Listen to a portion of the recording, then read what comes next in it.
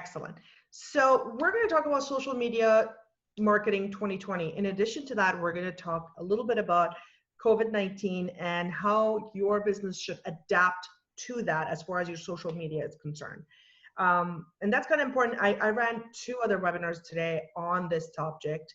A lot of people were very interested to know, okay, so now what? What sort of content should I be posting? How do I stay sensitive, but at the same time assertive with what I want to say?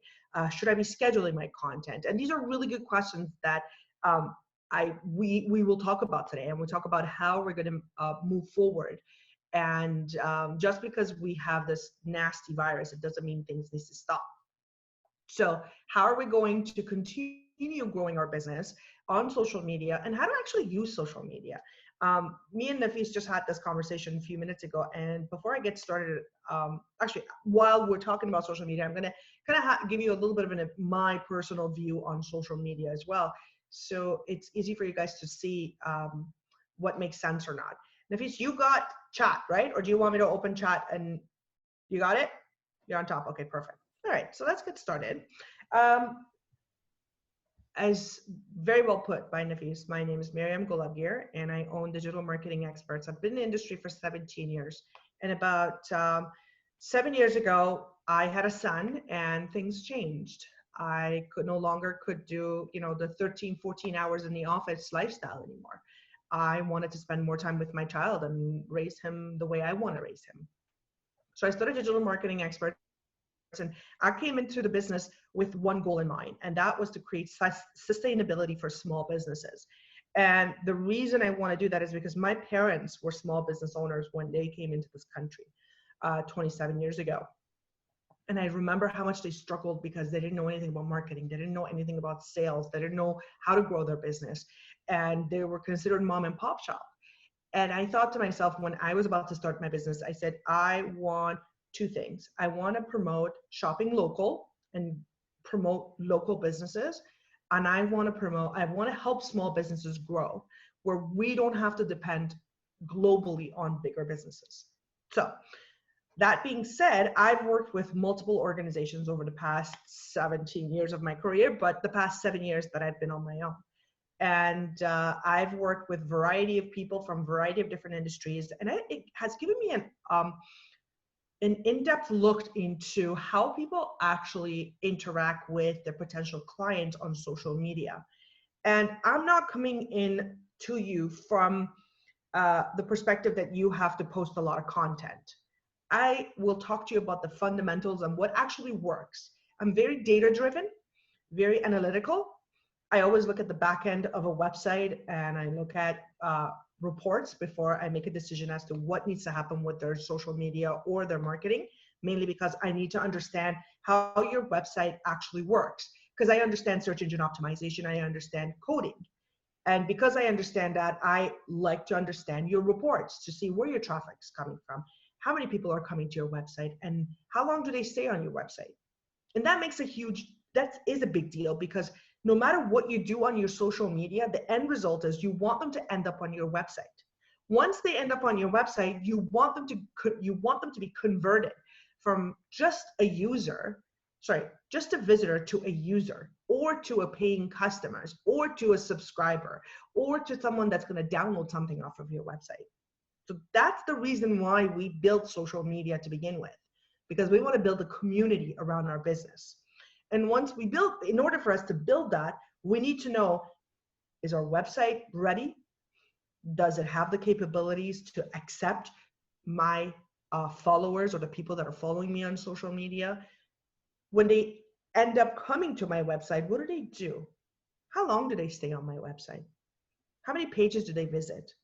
Do they put an item into my shopping cart? If they do they purchase it? If they don't purchase it, why don't they purchase it? So these questions are far more important to me than how many times a week should I post on social media. I prefer if you didn't post anything on social media before you know what's happening with your website and with your reports. I prefer you getting a weekly report or a daily report of your website and analyzing that before worrying about posting something on social. So if you have any questions along the way, feel free to put it in the chat and I will answer all of them, every single one. So the other thing that I did when I first started my business is I promised myself that no matter what, if someone has a question, I will always answer that question. I will not assign a dollar amount to that question because there's so much more attached to that. I want that relationship more than I want the dollar that comes in. So if you feel like you need to ask me a question outside of this webinar and you want to get in touch with me, my contact information is right there. Feel free to connect with me and ask me any questions that you have. Let's get started. So there's new online behavior shifts because of the COVID-19, and they're beginning to take full shape. So one of the things that has happened is that we have added a 0.1 to our attention span. So 0.1% has been added. So our attention span was at 3%, so we're at 3.1%. It sounds crazy and funny, but it really isn't. It's a big deal. It's a big deal, mainly because we have spent more time in the past week to 2 weeks sitting at home and reading. And so we're paying attention. So we don't necessarily just need pictures and videos to keep us entertained. Text will do as well.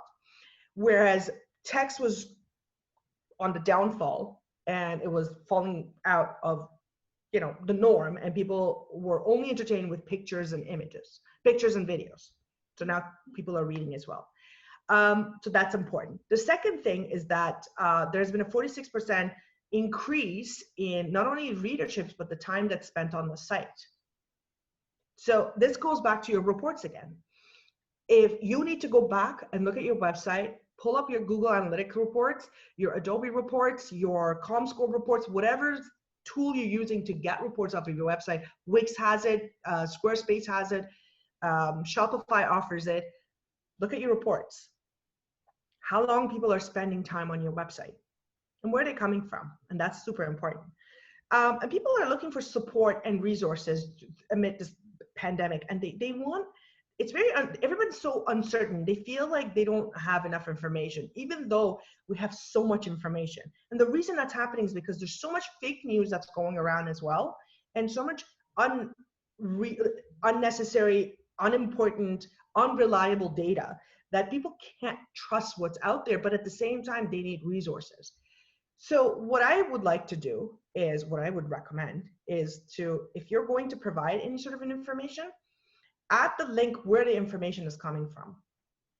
So if you're going to provide any sort of information on your social media or your website, add a link and make sure that link goes to organizations that are viable and they provide proper information.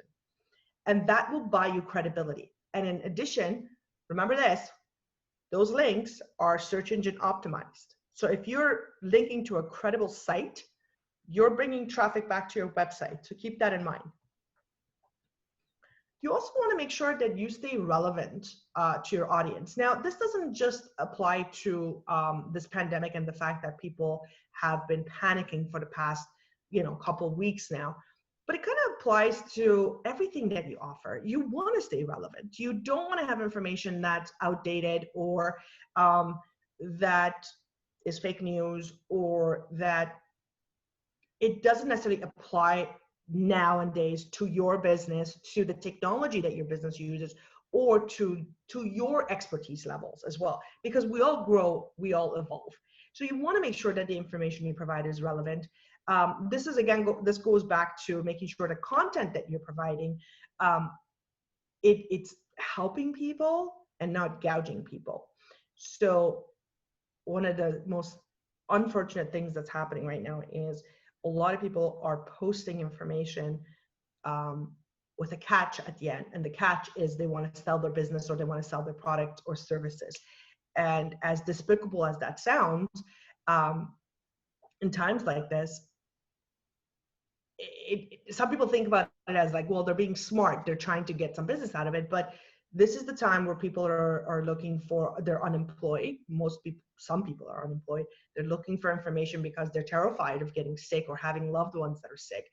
And being there and being part of the community is far more valuable for you and your business than to, for that, to try to get like that couple of dollars here and there from them. So try to be try to provide information that will help people rather than, get something from them. Now, this is another important one. Having a focus on your online services. This is very important because we're sitting here right now and having a webinar, because it's really, we can't have the in-person event where we were given pizzas. Nafis, I can see you with the pizza. We can't do that. So it makes sense for you guys to have your Facebook lives or Instagram lives, or go live on YouTube, and all these features are available. If you're using Zoom like we are right now, you can actually set up where you can go live on YouTube, Instagram, or Facebook. The webinar I had this morning, this young lady said on the webinar that she had a 5.5 hour YouTube feed of her living her life in her house for 5.5 hours. And she said she didn't get any attractions. And I said, well, would you watch someone for 5.5 hours, doing nothing, or, walking around and feeding their dog, or go for a walk, or having breakfast? She's like, no, but I was told to go live. I said, but there's a limit to that. There's a limit. Come up with a really cool idea. Nafis and I were talking right now that we make funny noises as a family at home. And he was saying, well, why don't you guys record that and make it into a Christmas album and send it out to friends and family? It was a unique idea. Is it a good idea? Maybe not, but it was a unique idea. So come up with something that's unique for your business. It's entertaining. It keeps people happy, makes them laugh. It makes them forget about what's going on in their lives, and makes you memorable. So take advantage of all of that.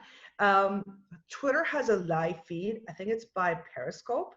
I'm not a fan, but it's a personal opinion.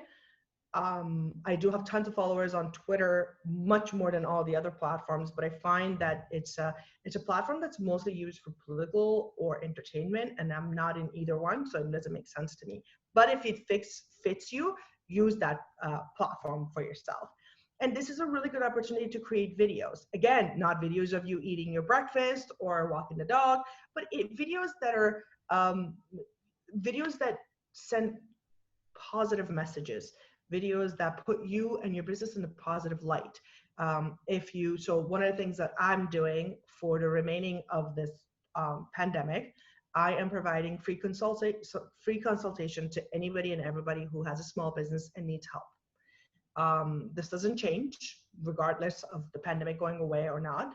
I will continue to do so because this is something that's my giving back to the community. So if you can come up with something that makes you feel good about yourself and put you in a positive light, do it. It's a good idea. Hold on, wrong way. Here we go. So boosting your online sales. Now this actually relates to your social media, and it also relates to your business. You need to have strategies that helps you boost your online sales. The strategies that you've had may not be applicable right now.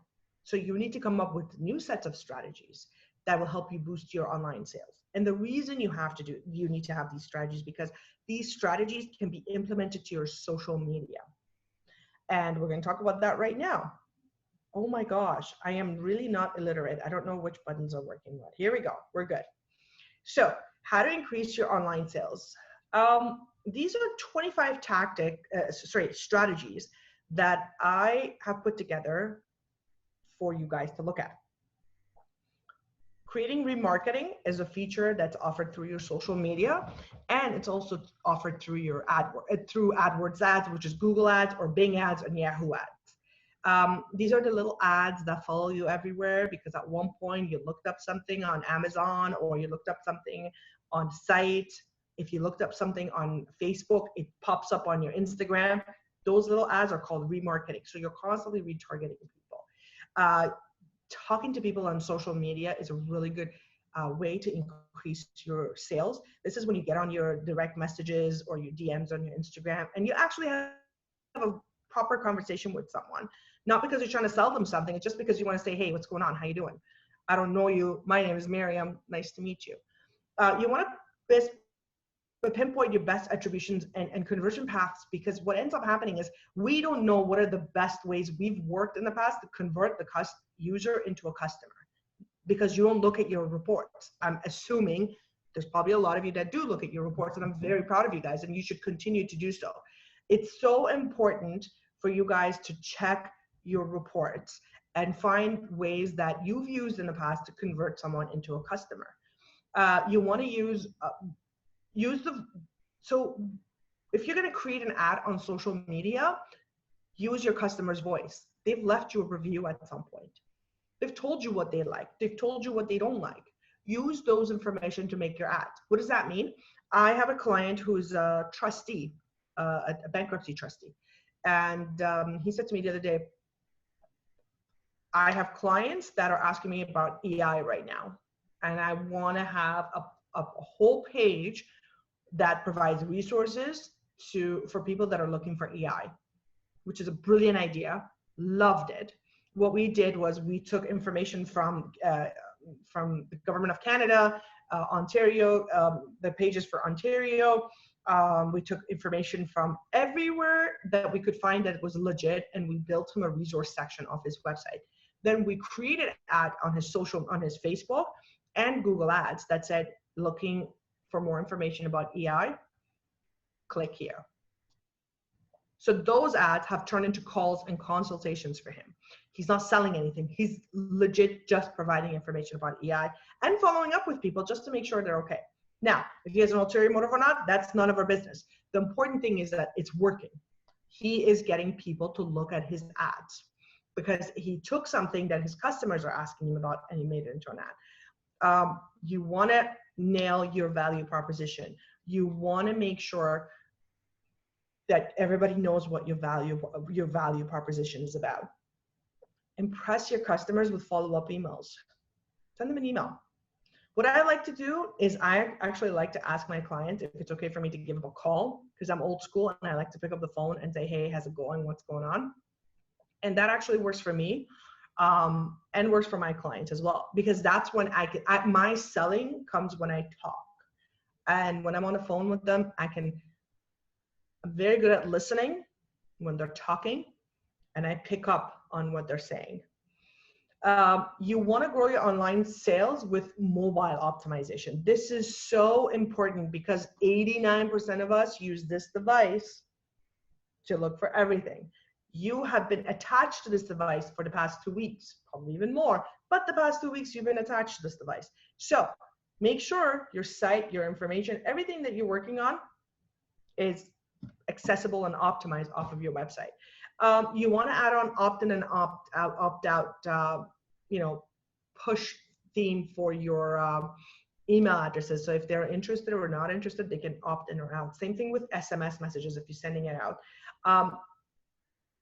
One of the things that I was told recently is, actually it was this morning, someone said to me, I feel like everybody that's following me on Facebook are hiding me from their notifications. And I was like, that's not a good thing, because then you can't see anything that you're posting. But then I thought, okay, well, if they're doing that, message them directly and ask them, questions that makes them feel like, oh, well, I don't know what you're talking about. And if you can follow up with, well, have you seen our page? And that kind of makes them go back and look at the page again. And maybe if they're happy with you, they may actually put you back on and they can look at the information you're providing. Implementing tiered pricing is important. That's if you have a product that you're selling or particular services. I know for us, we were just told if for our social media management, it would make sense for us to have a fourth tier for, very new entrepreneurs that are starting their business. So we're kind of working on that right now to have something that's super customized for people that have a very, very, very low budget. You want to create a target detailed buyer persona. You want to make sure that you give away as much as you possibly can for free. I'm giving away consultations for free because you know what?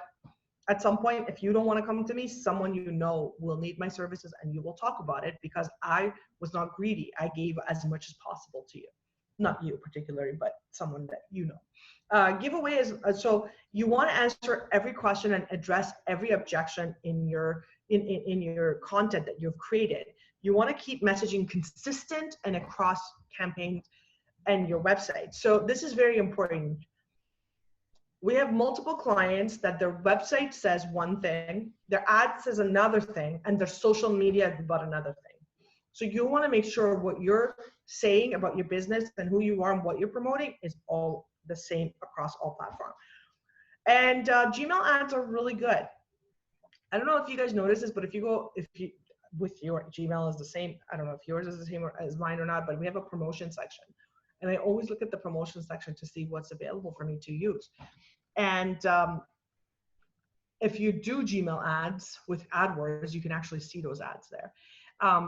So if you have a social media campaign that you want to promote, or if your campaign is on YouTube, you can actually use your Gmail ads to promote them to go to that particular page.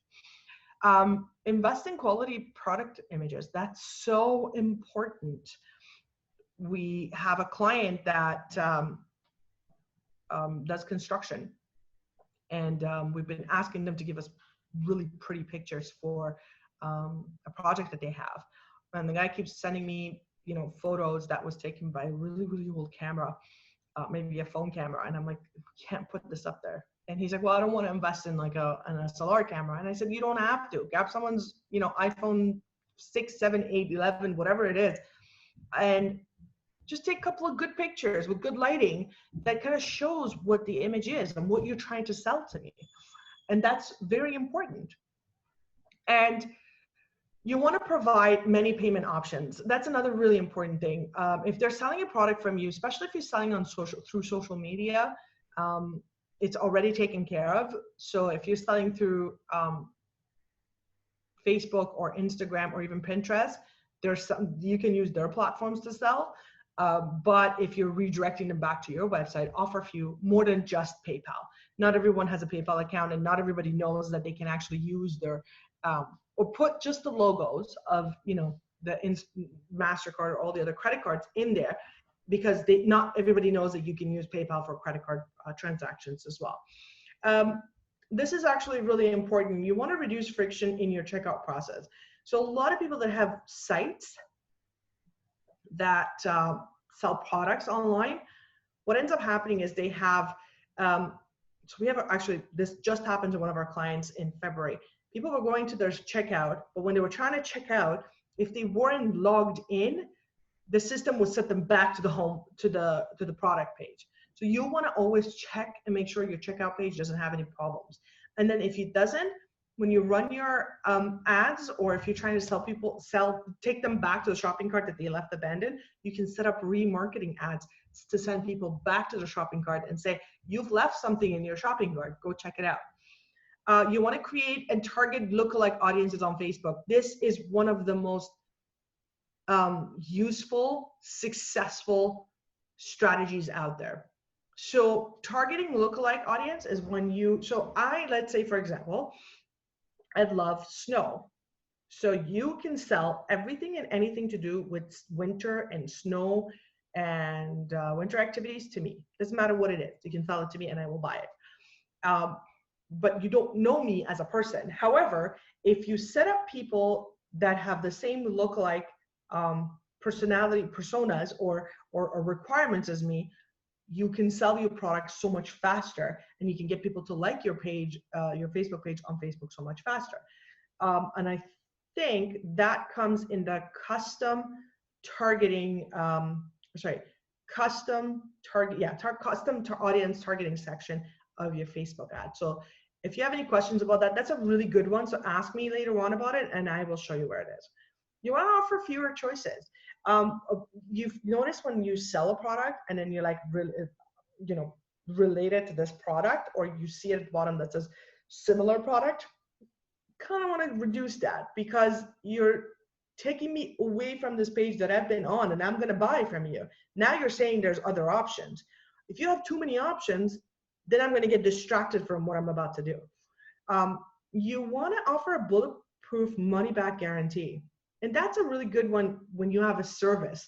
So for our service, for example, when we build Shopify websites, and we build WordPress website and Joomla websites. I always love to tell my clients that have e-commerce platforms, to use our Shopify website because it's a bulletproof money back guarantee. Because Shopify has incredible tools and plugins that we know how to use to keep your site up and running and making sure that you have a lot of traffic. So when I say to a client, it's bulletproof and it's money back guarantee, and they start it, they never, so they always bring us more clients. They're never disappointed with what they've done. You want to create a sense of urgency. Now, hold on to that one. You don't want to create a sense of urgency right now at this moment because it's very insensitive and people are going through a lot right now. They don't need to be pushed into anything with a sense of urgency that they're that you've created to get more clients. This makes sense as an increased online sales strategies down the line when things are back to normal. You want to, this is so important. I love showing off customer testimonials and trust signals, but not necessarily the trust signals because you can just buy them. It's not a big deal, but clients' testimonials means the world to me. And I always tell my clients that one thing that you take away from me, it should be that you're going to get a lot of reviews and a lot of good positive testimonials from your clients as part of your marketing tactics and strategies.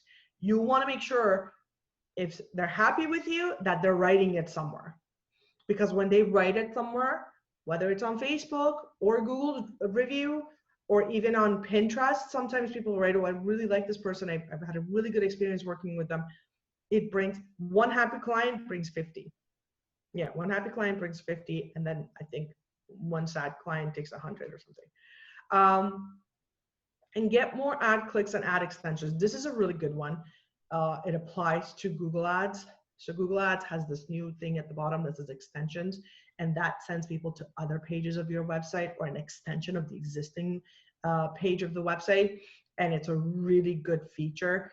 And it's a really good way to get more people to go on your website and roam around your website, because longer they're on your website, most likely they're going to buy something or remember you and come back. And you want to be honest in your sales copy. I always tell my clients, this is what you get. This is all I have. So I have great partnerships because I don't have certain expertise, and I partner with certain people to, kind of cover those expertise. I'm not a good content writer, but I have an incredible content writer that I've been partnered with for 7 years, and we work seamlessly with each other, and she's absolutely incredible, but I'm not a good content writer. So let's talk about social for product search. And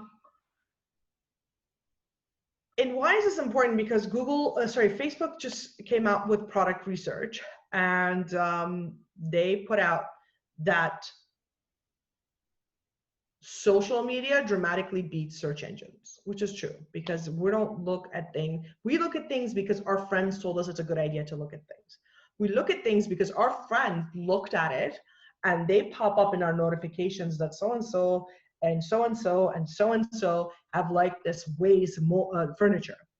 And then I click on Ways furniture. So that's product research. I want to see what this is about. And 99% of it is done through our phone.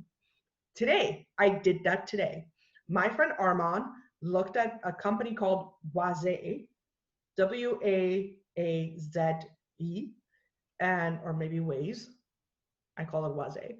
And they're a furniture company. I went in and I looked at their furniture. I found a couch that I like. I may not buy it, but I looked at it because my friend looked at it. So it's important to make sure that if you have a product, to advertise it on Facebook, if your target audience is on Facebook. Now, this is where we're going to actually stop for 1 second, and we're going to talk about something very important. The whole idea of social media is that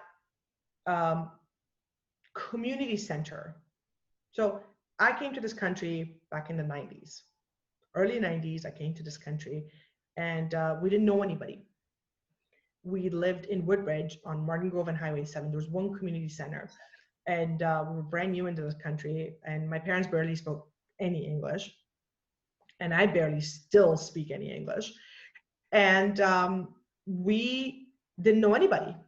And my parents would go to this community center to meet new people that were in the area, And they would talk to each other, and the kids would play with each other, and then they would meet again and give each other food, or go for drinks and hang out. And then we met more people because we kept going to that community center. That's the whole concept of social media. That's what social media is about. But what's happening right now is, because we are so inundated with so much information, and we have access to so much details and so much information ongoingly, we're misinformed that we need to share that information. We over abuse that share button, and we share so much. What happens when you share so much? You look like that person that's in that community center who doesn't know how to be quiet and listen. So less we listen and more we share, less people that are around us. But when we're quiet and we're listening, and we customize what we say to the people that are around us, because we want to connect with those people, more people that are like-minded to us, we gather. And when we do that, when we're able to do that, we build a bigger community as we grow and as our business grows. So in order for anything you do on social media to be successful, you need to go out there and research everything you're putting out there before you put it out there. So what does that mean? You need to research your product, and then research the people that you're trying to target on your social media. The standard social media follows like this. I have a business. I set up a page. I tell all my friends to like the page, and then I start posting. But that doesn't work. And then we're like, well, my social media doesn't work for me. Well, because the strategy is broken. It doesn't work. The way it should work and make sense is, I start a business and I am selling computer mouse. And I want to tell people that this computer mouse is different than all the other computer mouses, because this one has 2 extra buttons on the side and makes it so much more I can't even say that word. It's easier for my thumb to touch it and like go places with it. So this sets it apart from all the other products that is out there. So what does that mean? That means I have a product that's a little different than all the other products, and I want to promote it and build a community around people that are interested in purchasing this product. So how do I go about it? Well, I take pictures of this product, and then I write a little blurb, 380 words, not pages, that talks about this product. And it says, well, everybody has a mouse, but mine is a little different. It's better because it has 2 extra buttons on the side, and I don't have to move my finger up and down on this browser thing. And my wrist doesn't hurt as much anymore. My thumb doesn't hurt as much. And I highly recommend it to people who are, now stop here. People who are these people? Could it be people that are always in front of the computer? It could be people that are gamers. It could be people that are between the age of 17 to 45. It could be people that have developed carpal tunnel syndrome. There's 4 things that I picked. So people that are in front of the computer, they're gamers, they're between the age of 17 to 45, and they have carpal tunnel. Now, before I ask all of my friends to like this page, I should go look for these people that have these 4 commonalities between each other, right? Which means I have to go and do my research and find out where are these people, so I can ask them to like my page because I have something that's unique. And the easiest way to do that is to set up allocate a small budget to run a small ad, to start your initial group of people, and create an audience that would allow that audience and create that audience. And that audience, through your ad manager, could be that I'm looking for people that have carpal tunnel syndrome, they're gamers, they're always in front of the computer, and they're between the ages of 17 and 45. But I only want to spend $10 a day, or $5 a day, or $2 a day. But find these people and ask them to like my page. That's how you build your community. You build your community based on people that like your product or like the services that you offer. Not because they're your friends or your family. Because the numbers then makes no sense if they're just your friends and family. You want the numbers to make sense based on people that are exactly your target audience. Is everyone okay with that? Okay, good. So once we do that, then we start building a community. Then we provide not a lot of information, but enough for them to be like, okay, I'm happy with this information. I might buy this. There's a table, it's a retractable table that goes up and down called Autonomous. I bought one for my office because I don't like sitting. It's actually killing me when I sit down. I bought this table because someone on Facebook told me that they were sitting for a long period of time, and their legs were becoming, they were hurting. And they're like, if your legs hurt, this is the table I recommend. I went and looked at it because I was looking for it. I was looking for that product. I was their target audience. And as soon as I looked at it, I was under the remarketing. They ended up sending me more information on Facebook through direct message. And then I was completely hooked, and I bought a table. Very expensive, broke 2 days after.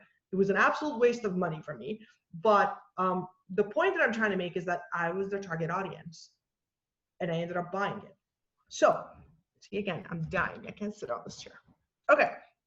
So what you want to do is you want to make sure that you have the proper group of audience that are waiting for your information, because you attracted them for the products and uniqueness of what you're doing. Because every single one of us, we're unique in a certain way, whether it's a product that we're selling or the service that we're selling. We're unique in a certain way. You also want to make sure, so let's go back to this presentation. The second piece is the visual researches. So 50% of researchers in 2020, not by 2020, but in 2020, are through images and through speech. So what does that mean? It means they have asked Google or their iPhone, look up so-and-so product, and Google has picked it up for them. And now they're purchasing it. Or it's through typing in a picture or taking a picture of something, and then the product would pop up and they can purchase it.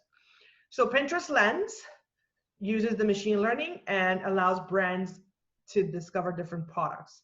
This is really good if you have like an Etsy group, or if you have products that are very, an Etsy shop, or if you have products that are very visual. Having a Pinterest account and growing your Pinterest account makes sense.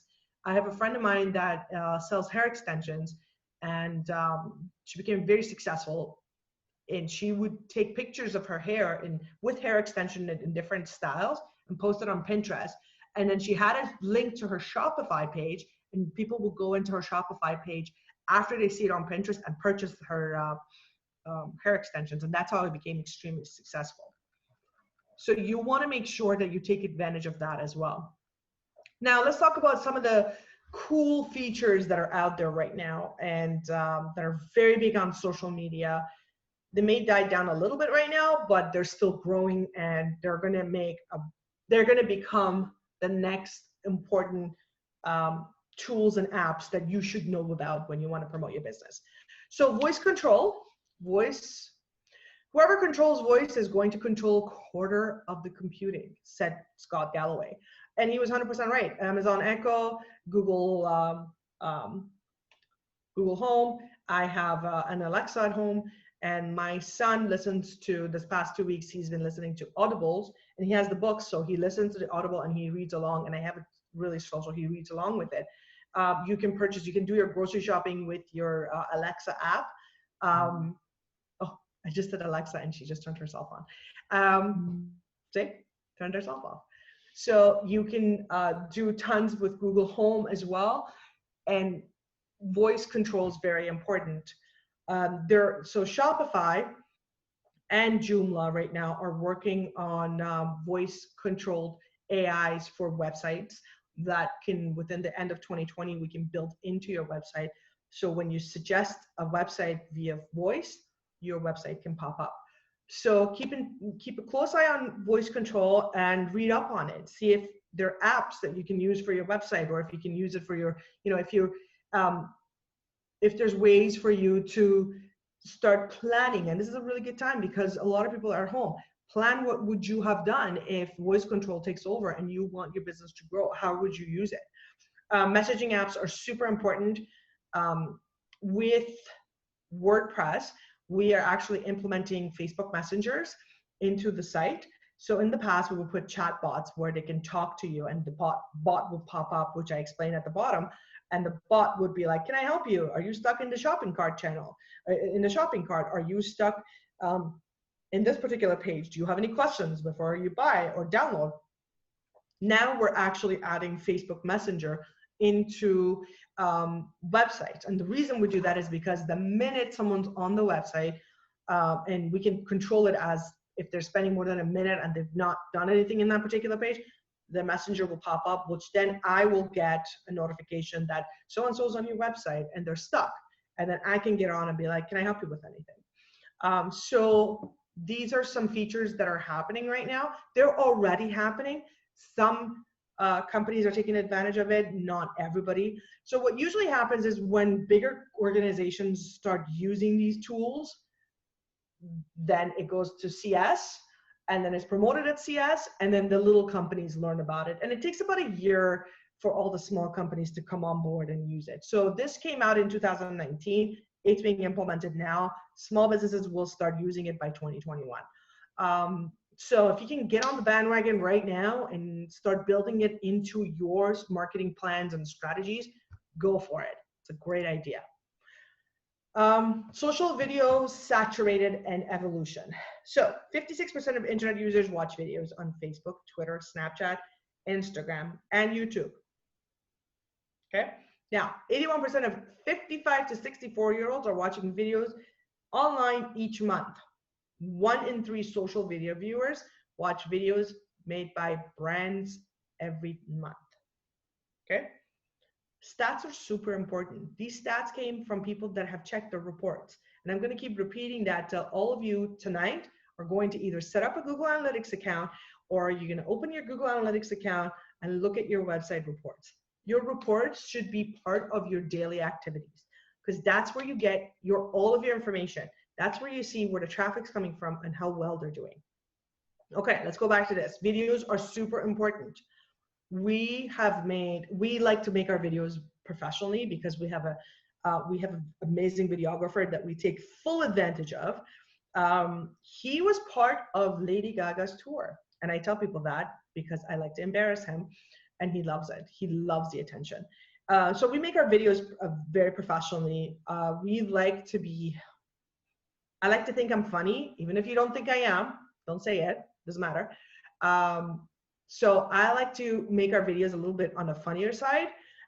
So most of our videos are mostly bloopers, or we are just being really funny and not being serious about what we're talking about.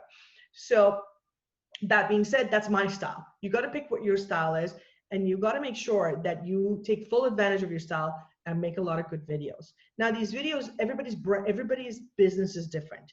You have to see if this video fits your target audience. Now, if your target audience is the 55 to 64-year-old, they may not take humor as well as you might think it, or whatever you think is funny may not be funny to them.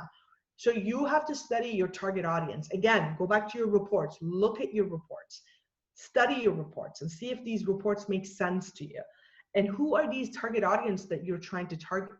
Who are your target audience? What's the demographic of them? And then build your whole campaign around them. Social e-commerce is growing more than anything else. Facebook sells, Instagram sells, Pinterest sells. I don't know about Snapchat. I'm not a big fan of Snapchat, so I don't even talk about it. But it could get there very fast. A lot of companies actually build their website, and then they use their social media as their e-commerce platform.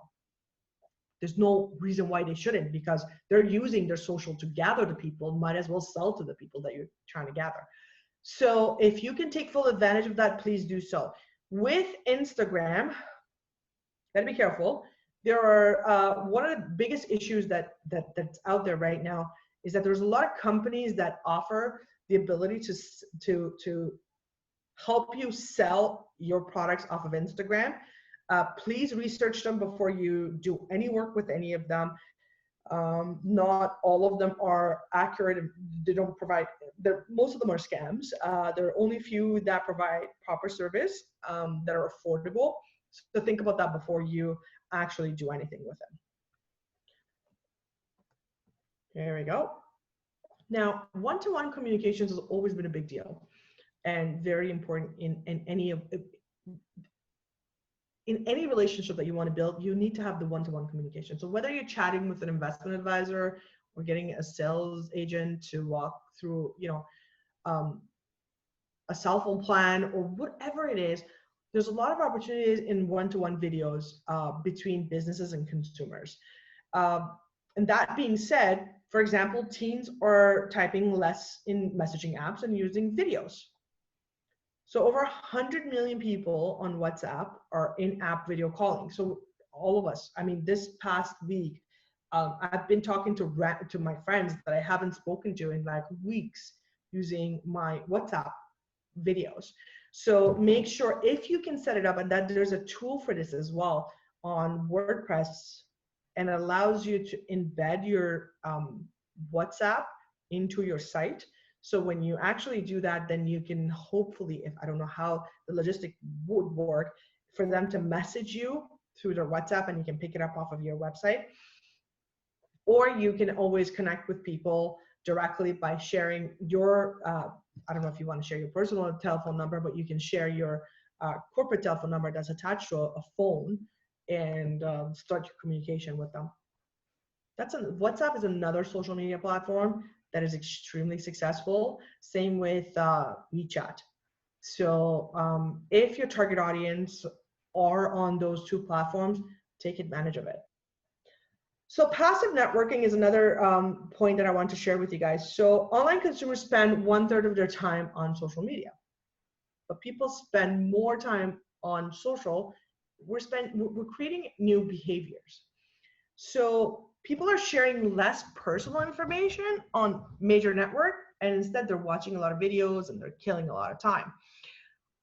So this is a good opportunity for you to think about that person that's like kind of like roaming the internet, or they're always on their, on their phone, searching the web, or they're on different social media platforms. They're not necessarily doing anything. So if you have content that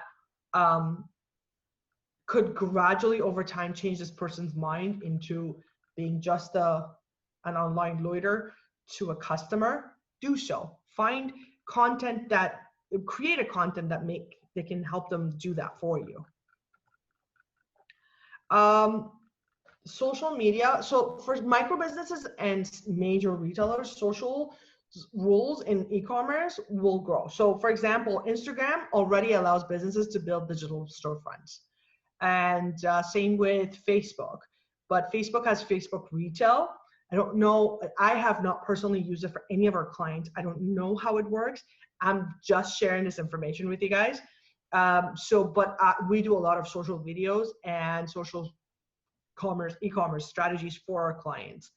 And we always tell them, if you want the social experience, the social strategies, we can create it for you, but we haven't actually set up any particular Facebook retail accounts for people. However, what we've done is we've set up ad campaigns through Google's Smart Shop.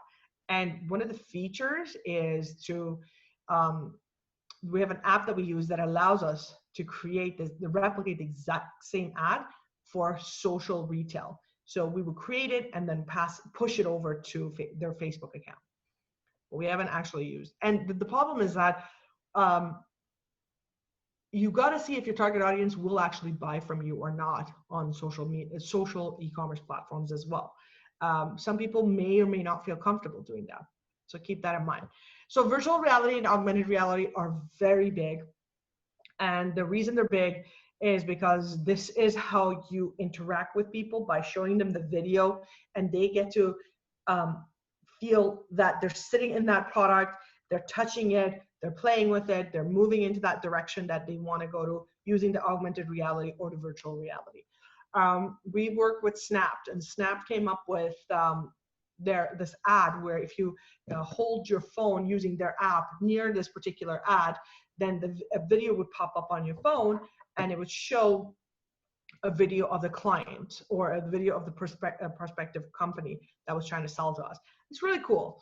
Porsche last year, and not the Toronto Auto Show, but the one in Las Vegas, had people sit in the car at the showroom and they had the virtual reality goggles on, and it gave them and they simulated the driving experience where you drive through the mountains being inside the Porsche. And it was a very successful project that they had. Virtual reality and augmented reality are growing. A lot of businesses are using it. However, just like everything else, big corporations uses it, then it goes to CS, and then small businesses start using it. So if you're not there, don't think that there's a problem. You will get there. Social media platforms like Snapchat and Facebook are right on top of it. They actually have few projects in ongoingly right now when it comes to augmented reality. And if it fits your business, then it makes sense. But at the same time, so I have a partnership with Snap newspapers, and they said to me, why don't you put it on your ads? Okay. So we have these coupons that would give away $700 of advertising. So we put it on our coupon. But then in order for them to use it, they have to use Snap's, mobile app. Well, not everybody has Snap's mobile app. It doesn't make sense. But at the same time, we did it because we have a partnership and we wanted to test it out. And it will be very effective down the line. It's just right now, it doesn't make sense for my company. However, as time passes by, there are ways to use it. For Porsche, it makes sense. I'm too small. I'm not Porsche. It makes no sense to me. Okay. Now, this happened late 2019, but they didn't roll it out, and they're rolling it out now. So Amazon made a move into advertising, and they have their own platform now. It's been around for about 4 months now, and it's growing, and it helps you advertise products that you like to sell to individuals that are shopping off Amazon and Amazon products on network partners. Does it work? Yes. Is it expensive? Yes. Should you consider it? Yes.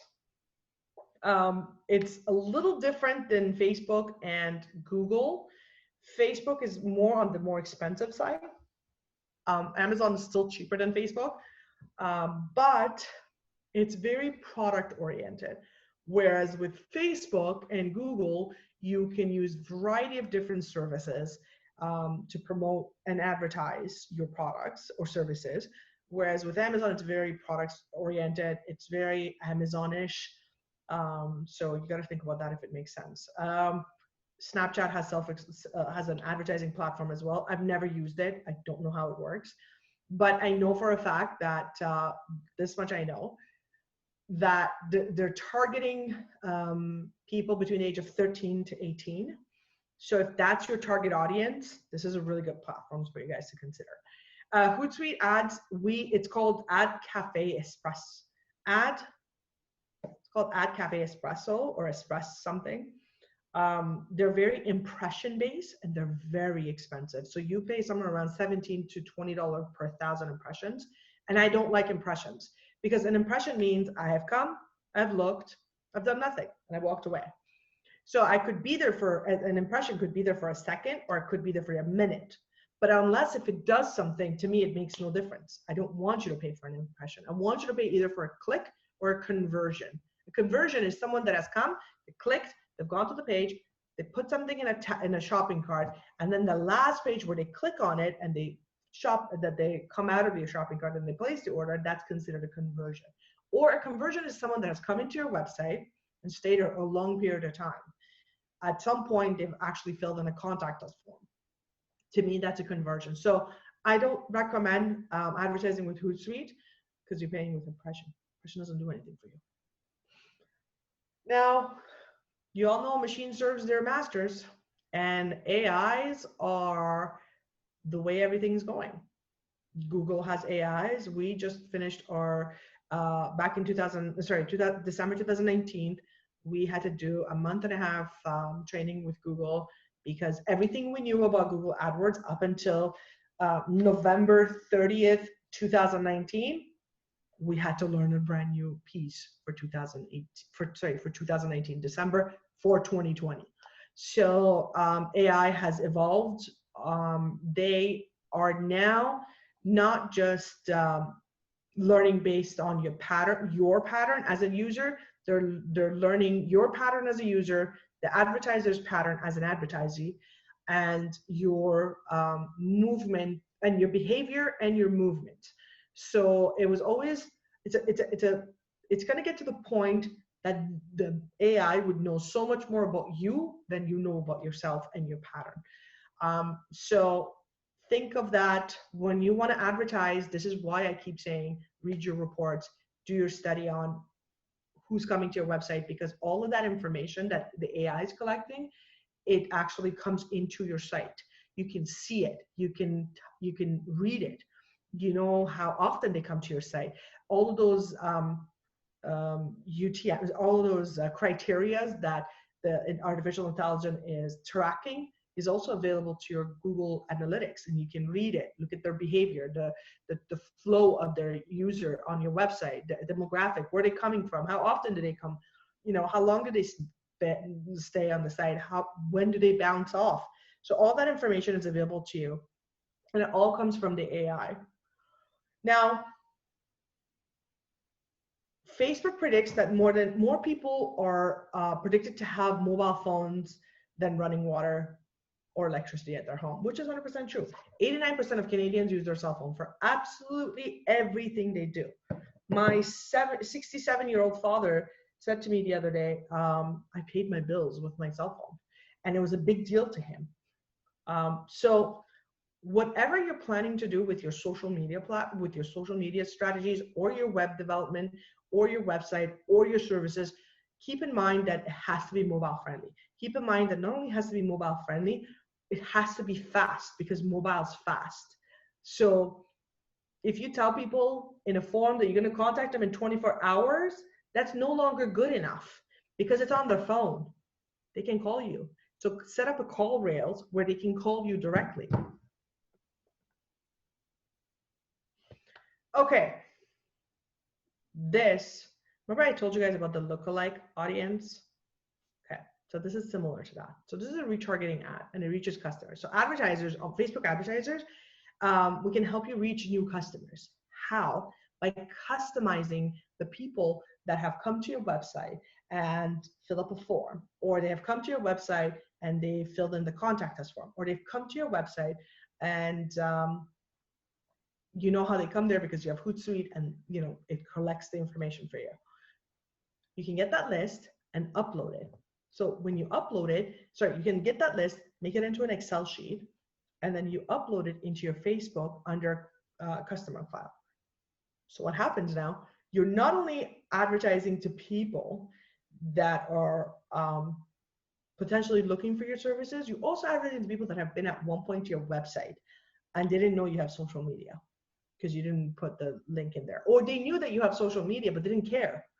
But now on their Facebook, or they have social media, but they didn't like your page, and there's no way for you to like their page. But now you can follow them because Facebook knows how to find them. So when you put that customer's information in a customer file, Facebook will now put your ads in front of them so they can see you.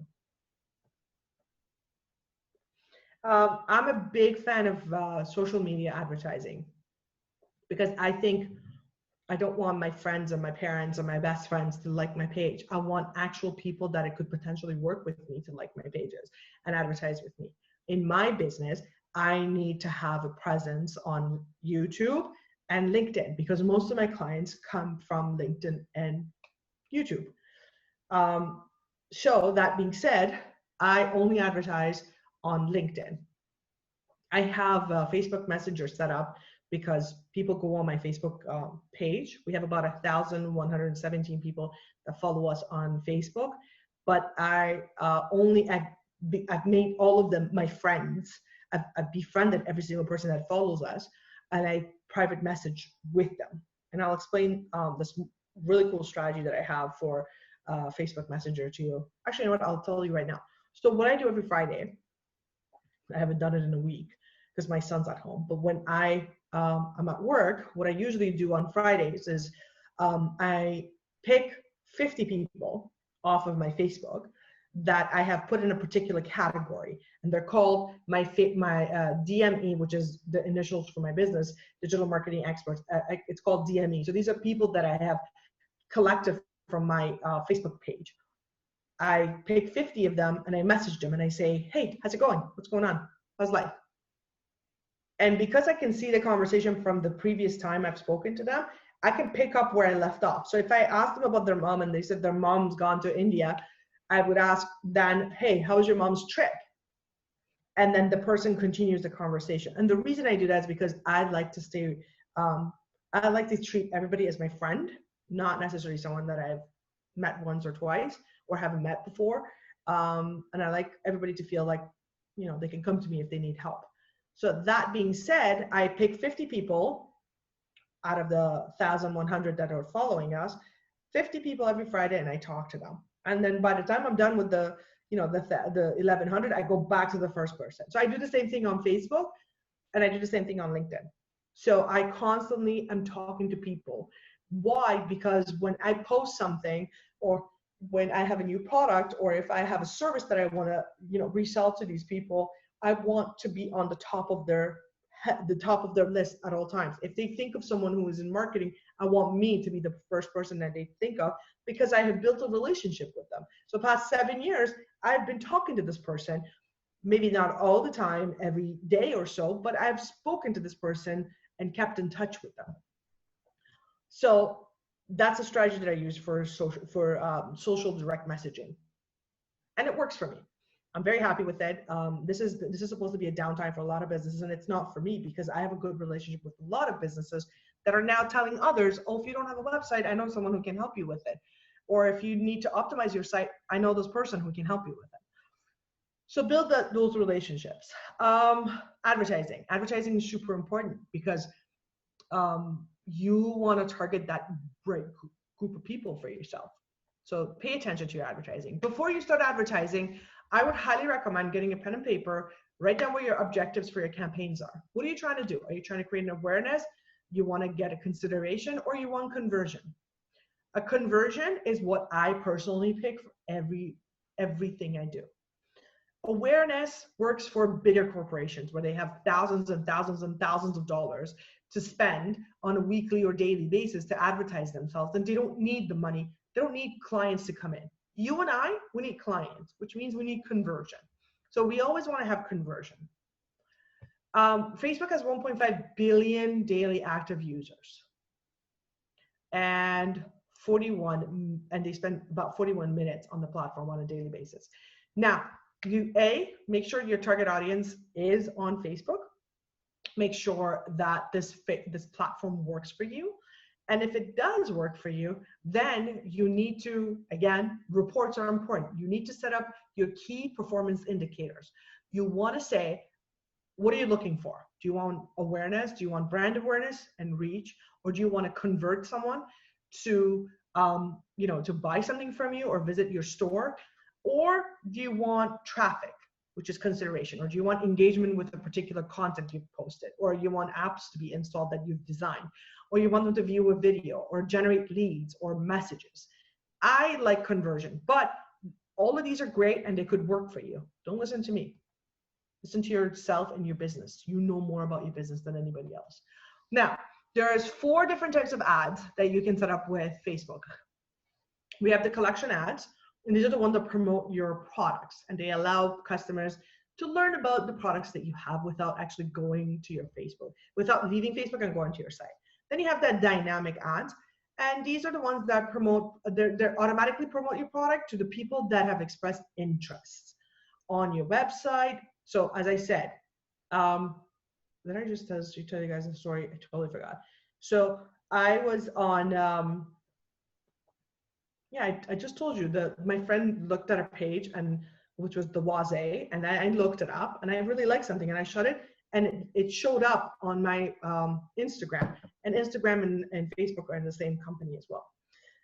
Then there's the lead generation, and this is the one that you generate leads by pre-populating forms of people that, these are the lookalikes I was telling you about. You can put in the custom files that I was just telling you about. You can put that information in there. So let's say people that have filled in subscriptions off of your website or asked to be signed in on a newsletter, you can put that list into your Facebook through the custom files in the custom audience. And then Facebook can promote you and your brand to these particular people, and you can generate leads. And then there's the Facebook Messenger ads. I absolutely hate these ads. These are the ones that you're having a conversation with someone, and then you look up into your message and you're like, oh, I don't know what this is about. I never looked for RBC Bank, but RBC is promoting themselves on your messenger. So the good thing about Facebook is that you can segment your target audience. Now, whether you want to advertise to them or you just want to find out who your customers are, this is how you segment them. I highly recommend creating this, again, offline on maybe a piece of sheet, like a sheet of paper or a piece of paper, or in your book of, your planner that you have. What are the demographics that you're looking for? What do they have to be location-wise? Their age, gender, languages, relationship status. And if you actually go to the Facebook Ad Manager, you can see this information. They're all located in under audience piece. You can see what's their behavior that you're looking for. Do you want them to be interested in, are they business travelers? Are they into automotive? Are they into digital activities, financials? And then for the interest piece, you can see if they have, what the family relationship is like. Do they have cousins, grandparents? Do they like to go out to restaurants? Do they have any particular hobbies and activities that you are trying to target? One of our clients has tennis classes for kids for summer camp, and he's only looking for parents that are into tennis, because those are usually the parents that like to put their kids into tennis as well. So we only advertise to parents that have that like tennis. This is my favorite tool, LinkedIn. Unfortunately, sorry guys, I have to spit out my gum. There we go. Sorry about that. Unfortunately, LinkedIn was bought out by Microsoft, and somehow in between being purchased by Microsoft and thinking that they need to bring everything into a chat feature, they've lost their client care that they used to have. They used to have an amazing client care, and you would be able to have full conversations with someone on the phone. You can't do that with them anymore. So if there's a problem that you have with your LinkedIn, good luck. But as far as the platform's concerned, it's a fantastic platform. It allows you to create relationships on a B2B level with a lot of different businesses. I particularly take full advantage of my LinkedIn account. I add people based on exactly what I'm looking for. So if I'm looking for clients that need to, financial clients that are looking to build secured sites that they don't have to worry about being broken into the account, or it's important to them where the servers are located. I know how to pick them, and I know how to communicate with them. I keep in touch with everyone with my LinkedIn account, and I also advertise through LinkedIn for some of our clients that only want to deal with businesses. So if any of my clients are corporate lawyers and only want to work with corporations, I only advertise them through LinkedIn. And it works. It's much more expensive. The ads are about $1 to $3 per click, but I set conversions, and my conversion has always been that they have to fill up a form on a landing page, and it's always worked brilliantly from all of my clients. So what I always do is I pick based on, this is exactly what I pick on. So I actually said it's everything I do, I'm giving it to you. You guys can go ahead and do the same thing. So I pick based on company name. I never look at industry. I always look at the company name first, and then the company size. Then I look at the industry. Then I look at the amount of followers they have, and then the connections. I know what I want, the group of people that I'm targeting. I know what I want them to do. I know what their skill set should be. I know what their age and gender should be. I know the education level I want them to have, and I know the job titles I'm going after. So have that. This is really good for targeting the people that you want to work with if you provide a service that is B2B. Instagram, one of the calls that we had, one of the webinars I had today, this one woman said to me that all of her clients that she's working with, and she said, without a doubt, every single client that she has only advertised on Instagram. And I was kind of shocked, but to each his own. So millennials and Generation Zers are big into Instagram, and they're very visual. There's a couple of issues with Instagram. Number one, unless if you're advertising through Instagram, it's really hard to get people to click on a link. And to me, clicking on a link is a conversion. So if they're not clicking on a link, I don't know how you're going to work with them. However, if you have products that are very visual, or if you have services that are visual, you should be on Instagram. It is very important to be on Instagram and to promote it. Sorry. I don't know why this is doing that. Hold on. There we go. So there's 500 million daily active users, and 64% of their users are aged between 18 to 29. So if you have any particular product that are targeted toward these people, please go ahead and advertise through Instagram. Here we go. Key performance indicators you should think of before you even consider advertising or even promoting yourself on Instagram, or whether you're trying to go for conversion, which is website conversion. Again, this has to only come from an ad, because you can't put a link on any of the descriptions. Are you going to create a dynamic ad? Are you going to ask them to install a mobile app, or are you going to get some mobile app engagement? So this is what you can get as far as conversion is concerned. For awareness, are you looking at reach or brand awareness or local awareness? This is another good one. So a lot of local restaurants this past week, I've noticed, are advertising through the local awareness. And I get it because I see it, and then there's a huge banner on it that says pick up only. I really like that, because at the end of the day, we need to support these guys. And some of these restaurants, I didn't even know that it existed in. So I live outside of Aurora. I'm in Cottageville. And there were a couple of restaurants in Aurora that I didn't even know existed. But because they reached, they were advertising to people that are local to them, and they went a little bit further outside of Aurora, I could see them. So for consideration, this is website click, video views, and reach and frequencies. So think of that before you set up anything on Instagram.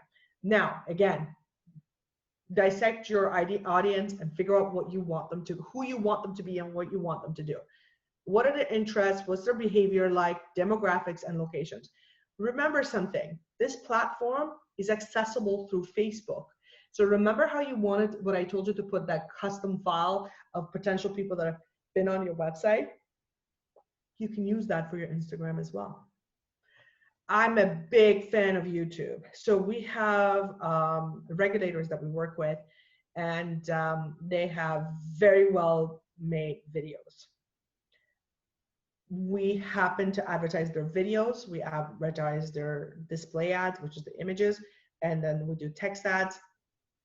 The ones that do the best are the videos, mainly because videos are so much more engaging than anything else. Now, forcing someone to sit through a 30 to 60 second video isn't the best way to attract the audience.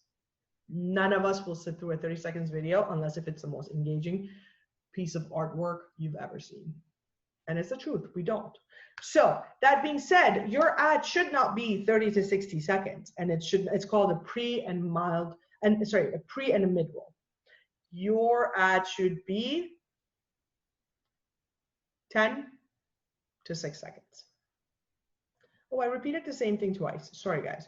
So 2 things to think about. There's the true view and then the bumper ad. What does that mean? That means a true view is an ad that you only pay for the ad when people watch the entire video, at least 30 seconds of it, or they click on the call to action. Those are the little buttons that are at the side.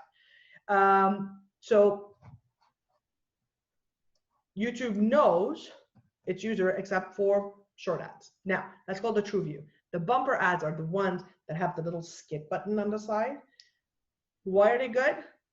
because it's only 6 to 8 seconds. And by the 6th second, you already know what I'm about to say. So if it's 10 seconds, I'm okay. I already told you everything I need to say to you within the first 6 seconds. You can feel free to go ahead and skip it because I already told you what I want to do.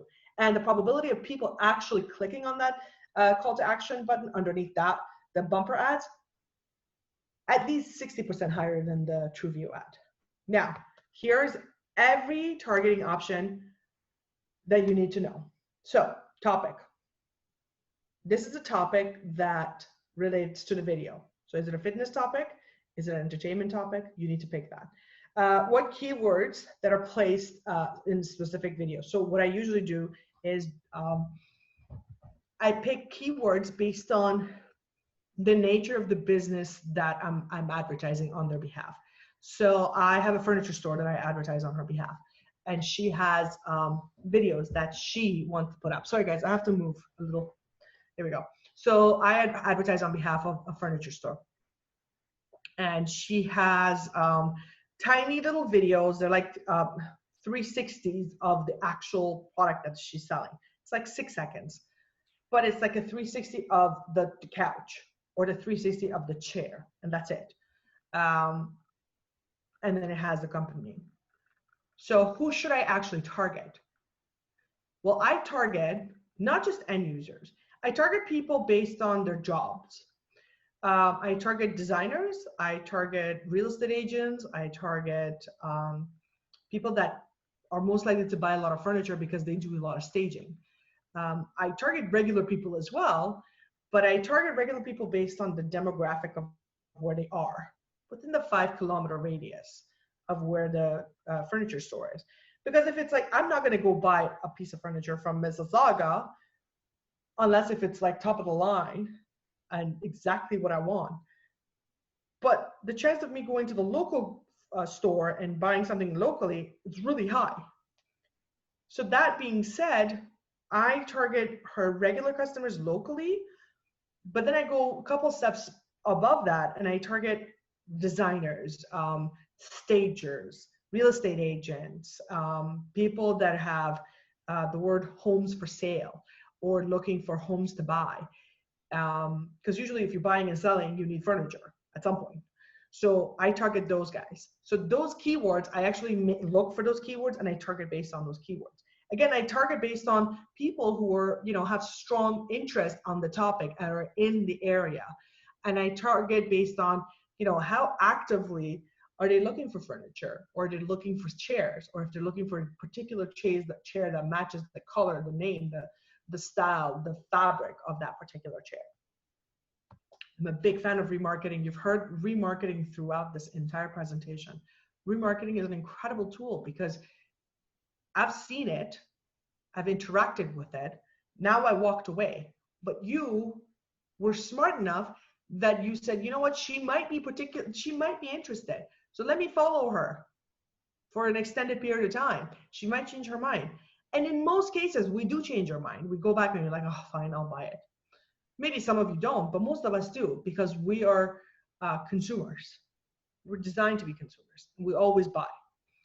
Placement's super important because then first you have the YouTube channel. Then within the YouTube channel, you have the YouTube videos. So there's more YouTube videos than there are YouTube channels. So you want to target YouTube channels as well. And then there's websites that have other videos in there. And then there are apps that are on display, that are on other sites that could carry videos, and you want to be on all of that as well. Now, oh my God, I'm done. So this is just a list of services that we provide. We have video marketing, social media marketing, website development, search engine marketing, web analytics, reporting, and so forth. I'm going to open to questions.